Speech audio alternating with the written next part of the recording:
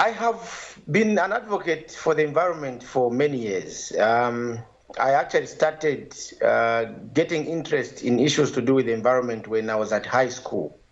Here in Zambia, we have clubs at high school level.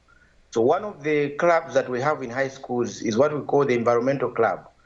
So these environmental clubs are the ones that teachers and schools use to train young people to be conscious of the environment, how to conserve the environment. I remember when I was a member of this club at high school, we used to go to different places to learn how to do conservation, how to protect the environment.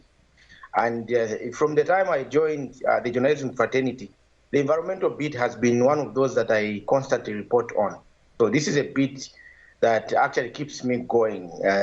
Up to this day, I'm still working on environmental stories. You are arguably one of the most decorated journalists that I know who has covered this space so well, to the extent that you've earned a lot of awards. You've been recognized both locally and internationally. What does that mean for you as you do your job? I've done a number of stories that have earned me a lot of awards. One of them was a story I did way back. It was about a town in Zambia called Kabwe, which is, according to researchers, the most toxic town in the world. It's a town called Kabwe where there used to be a lead mine. Lead and zinc was being mined at Kabwe mine, which was closed in 1994. But from that time, the toxins from the mine have continued polluting the environment. Today, as we speak, over 100,000 people, mostly children, are affected by lead poisoning. So this is a story I did way back in 2017. Luckily, it actually helped me win the United Nations Correspondents Association Bronze Award, which actually took me to the UN. I had to receive this award from the UN Secretary General, Antonio Guterres. And it has actually given me motivation to even work more. And today, as I'm speaking, I just came back from Kabwe again to do a follow-up report on the lead poisoning and what is being done on the ground and the effect of the lead poisoning. And this documentary is likely to come out in the next 3 weeks. Everybody is talking about the environment.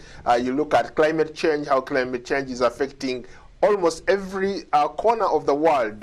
As we speak, you have torrential rains or El Nino that is affecting the southern part and the East African part of Africa. So this is a bit that if I were you, I would not trade it for anything. Zambia is passing through a phase where we've not had rain from February. The annual rain season from this part of the world starts in November and ends the following year, somewhere March, April. But we've not had rain since January, February. So you can imagine that out of the 2.5 million hectares of maize that has been planted, I'm made to understand that in America, maize is corn. So from the 2.5 million hectares that was planted, 1.5 million has already been destroyed. So you can imagine the devastation that has been caused by climate change. You have this devastation that is happening towards the human beings, but also with wild animals. And these are the bits that we as environmental reporters need to look at, show how impactful El Nino is,